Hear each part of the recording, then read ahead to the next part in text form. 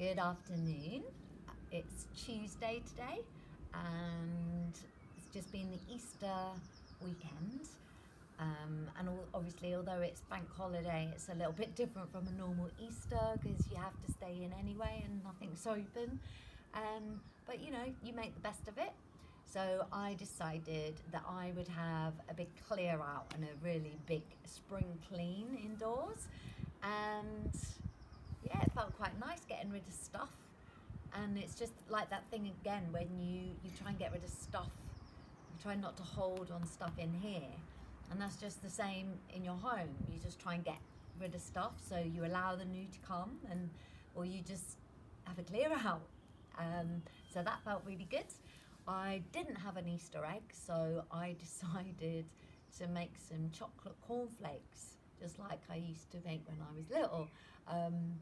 And 3 Yorkie bars and half a packet of cornflakes later, I ate them all. I really did. They were really nice, and I just couldn't stop eating it. So I really enjoyed that. It's a happy Easter to me. I hope you all had a nice Easter. But I just wanted to talk about I've had a good couple of days, definitely, but I've definitely felt that there's been a few little niggly things, or just feeling a bit out of sorts.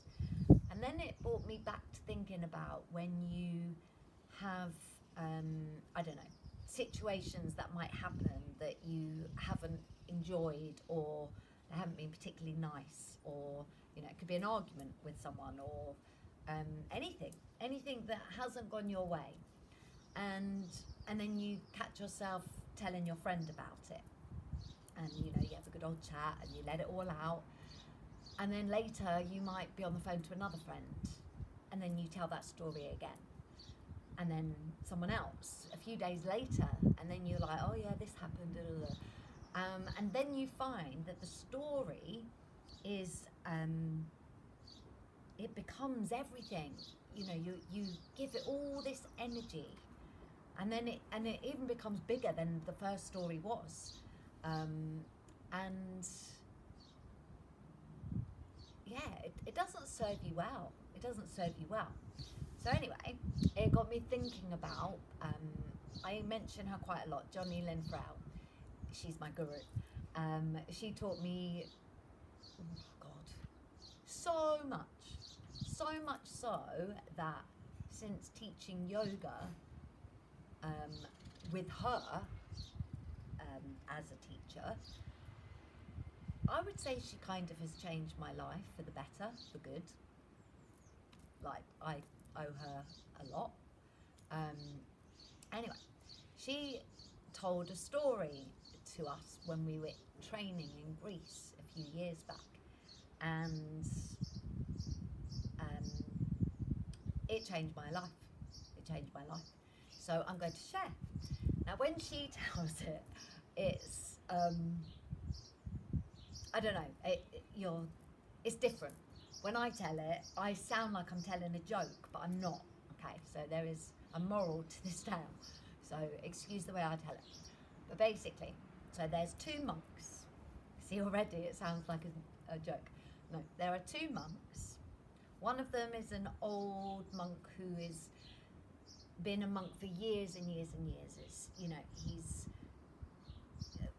what do you call them? He's head monk. And under his wing, there's a new young monk that's joined the practice, and he's under his wing. Anyway, so he's working along with him, and he's following him and learning from the best. Oh, sorry, my computer's just fallen over. I'm hoping that you can still see me. The wind caught it, I think. So yeah, so there's these 2 monks, the older one and the younger one. And they're walking out one day, and they're by a stream or a river. And by the river, there's this woman, and the bridge is down, and she needs to get to the other side. Now, she's dressed in beautiful red suit, it is, and high heel shoes, and she's quite demanding. So Now, the monk is not meant to pick somebody up, but this woman demands that the senior monk carries her across to the other side. So he does, and he lifts her, and he walks through the water, followed by the new monk, and he carries this woman across the river. And halfway through, she's like, oh, you're getting my shoes wet, and you need to lift me higher, you're getting my skirt wet. And she just gives him a hard time until they get to the other side, and he lays her down on the floor. Stood up, he didn't lie her down, she stood up. And she just moans at him. She doesn't say thank you. She just basically tells him what he didn't do. He did, sorry, there's a helicopter.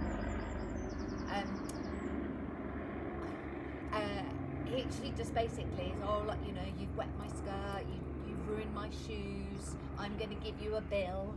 And anyway, she goes off, and the senior monk and the new monk, they go back to the monastery, and to the older guy, he's like, oh, I helped her, and, you know, I did what I could. But there was something niggling the young monk, the new monk.